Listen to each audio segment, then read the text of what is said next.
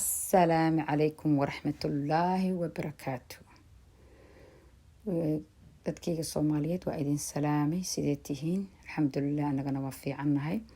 meel walba aad joogtiin dhammaantiin waa idin salaamay maanta waxaan wadaa topic xasaasi ah oo ku saabsan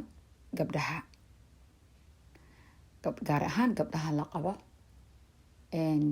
another topic kalena waan keeni doonaa aan ka hadli doono wiilasha ayagana laakiin hadda waa gabdhahan ka hadlaynaa insha allah gaar ahaan gabdhaha odayaasha oo ilmaha leh ayaan ka hadlaynaa wax yar oo faa'iido inaan u sheego marka gabadhii ku qaadatana waa taas tii u fahantana si qalad ah anuu si qalad kama wadi waxaan rabaa in aan wax yar oo aniga ii shaqeeyo in adiga kaaga faa'iideeyo marka tii qalad u qaadatan ilaahay ha soo hanuuniyaan leenahay fikradaadana kasoo dhiibo insha allah aad sidaad u aragtiin topic inaan bilaabaya hadda topic waxa waaye the first time oo ninkaada aad goorsatid waxyaabaha aad ku bilaawid ayuu weligiis ku soconaya ninkaasi waxyaabaha aad isku bilaabatiin maalinta aad isguursatiin weligiis wuu ku soconayaa haddii aad odigaada maalinta isguursatiin cunuga first baby aad bartid sidaad iskula haysiin sidoo adiga kuu caawiyo sidoo waxaan ku leeyahay abuu qashinkaan iga sii tur abuu wiilka inoo siiha cunuga noo siihaa caanihiisa u qasii sidaa u qabo madaxa agajibinaysaa madaxa ugu toosi waxaan ku leeyahay maanta cunuga aslahayno waan ku daali iga hay timekaada adiga xalay dhan masaxan adaa ku qoran caawa haaf anaa haynay haaf adiga haay haddaad tiraahdid saasuu ku soconayaa oo xumaan ahayn oo digaal ahayn oo waxba ila ninkaaneeto waa ogtid aniga waddankeena Soomaaliya wiilasheena ma tababarno laakiin waxaa laga rabaa adi inaad tababartid hadduu ilaahay yiraa marka qaabkee loo tababaraa waa insha allah qaabka loo tababaraa waxaa waaye waa si degan inaad u tababartid waa because aniga qurbaan joognaa way la yaabi doonaan wiilal joogaan waddanka Afrika joogaan laakiin anigu kama hadlaa dadka Afrika joogaan shaqaalaha haystaan anigu shaqaale ma haysano anigu qofna caawiye ma lahan dad baa haysan hooyo ma haystaan eedo ma haystaan habreer ma haystaan yacni qaraabo ma haystaan guri 4 mitir ayaa lagugu soo xiray ma fahanti qof ku caawinaya ma leh odiga kula nool lee ku caawin kara haddaa heshid odig ku caawinayo gabdhaha kale way ka duwan tahay marka waa inaad bartid odigaada siduu qaabka kuu caawin lahaa ha ka ilaalinin odigaada cunugaada ha ka ilaalinin odigaada inuu waxba kuu qabanin waxaad baraysaa sida wax loo kariyo kaale abuu sidana waa loo kariyaa because isbitaalaan kari karaa cunugaa naga jirin karaa meelaan aadi karaa hooyadeen soo salaami karaa ilmiyaa kaaga tegi karaa ilmahaada maanta oo dhan gabar dariskaada ma u yeerine ma gabar walaashaa leeda kaale imo no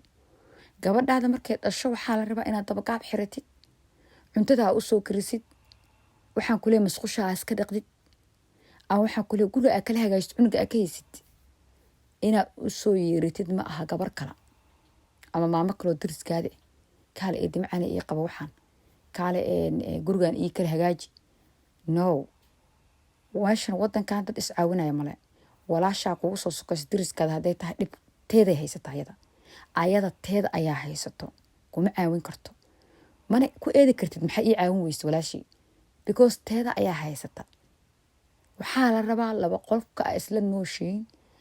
in aad bartid inuu ku caawin karo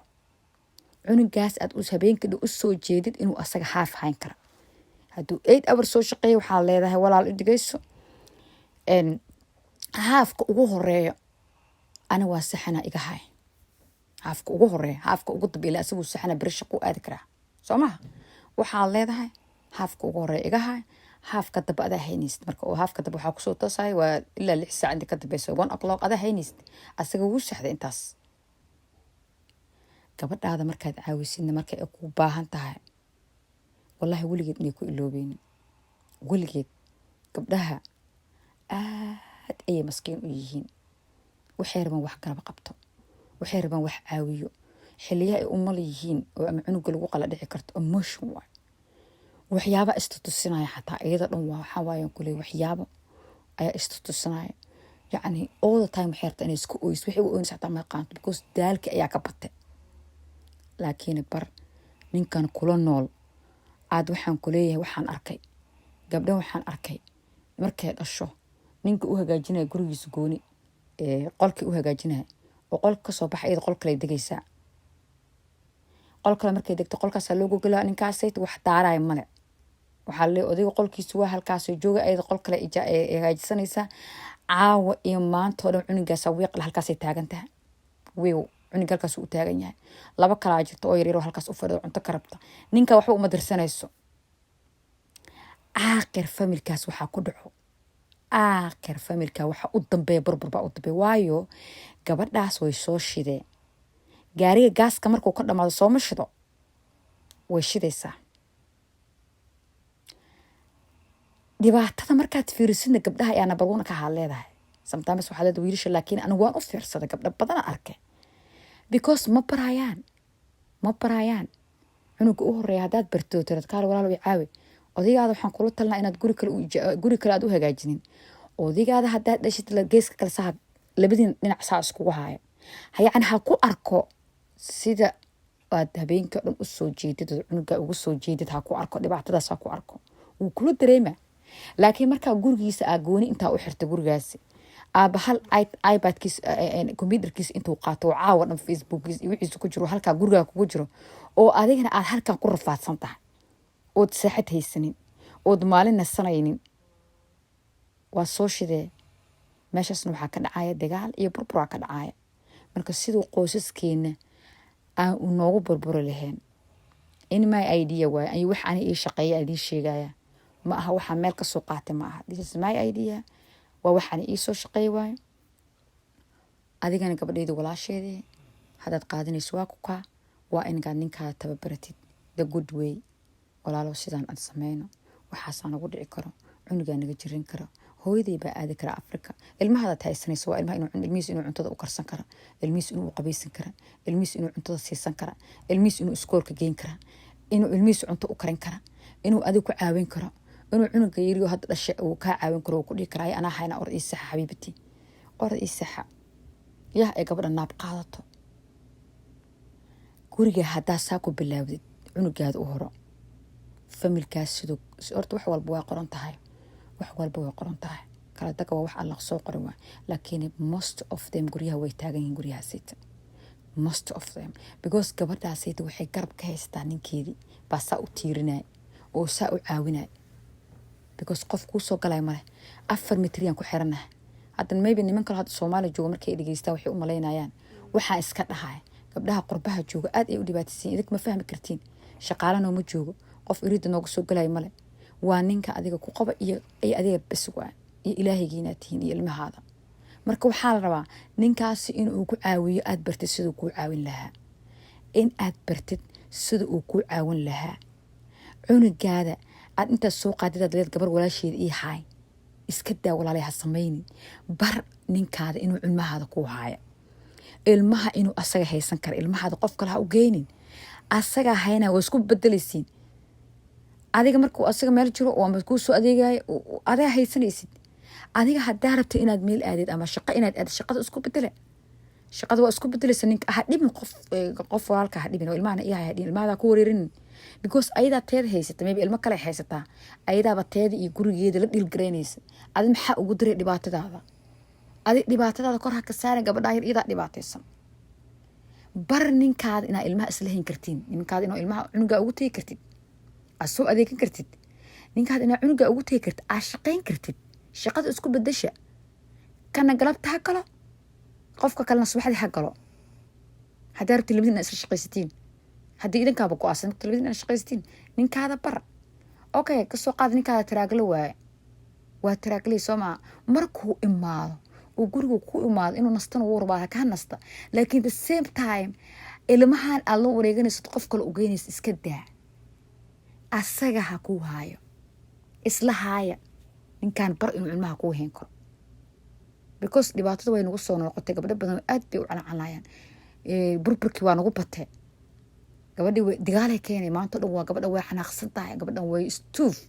way ayada waxbay dhehaysa wax hagaaji laakiin wax ma hagaagsana because boodhigeedii ayaa soo shiday gaaska ayaa ka dhammaaday isma xamili karta marka xanaaqeedii ma xamili karto because shaqadii ayaa ka badatay laakiin shaqada haddaad ka caawin lahayd haddaad cunugan ka qaban lahayd gabadhaan aad dhihi lahayd walaashay ii saaca wax yar anaa kaa caawinaya orod oo ma kuwa kale aa ka wadid ilmaha banaanka aa kaga kaxaysid ilmaha anaa kugu soo tuuraya keen anaa kuu soo adeegaya baa macaana iska fariiso waxa anaa qabanaya iska dhaaf wiilashin waan usoo diyaarin doonaa insha allah laakiin gabdhaha ha baraana nimankooda inay caawiyaan ninkaada guri gooniha u goglin markaad dhashid waa inuu sariirtaada kula seexda waay sariirta inaad iskula seexatiin uu ku arka dhibaatada ku haysto cunugaas aad kala marayso waa ninka inuu ku arka waayo you have to see it inuu aada ku arka waayo waa wax an iyo caawisa waayo waxaa meel ka soo qaatay ma aha toobigan intaas ayuu ku egyahay gabdhaha siad u aragtiina ii soo qora toobig kalena waxaan ka soo diyaarin doonaa wiilasha ayaan ka soo diyaarin doonaa waxyaabaha ay gabdhaha u baahan yihiin inaad u qabatiin ood gabadhiina ku soo jiidin kartiin maalin walba sheeqash waxay dhahaan ninkiina hala soo jiito nimanka hala soo jiito maxaa loo dhihi la'yahay gabdhaha sida lagu soo jiita waa sidaas qaybta kala soo socota waa insha allah assalaamu calaykum waraxmatullaahi wabarakaatu subscribe-ka ha ka iloobin like-kana ha ka iloobin share-kana ha ka iloobin youtube-keyga waa cusuban waxyaabo badan oo experience-keyga aan kuu soo wadaa oo adigu caawinaya maalintaa inay wacnaata habeenkana ha inay wacnaato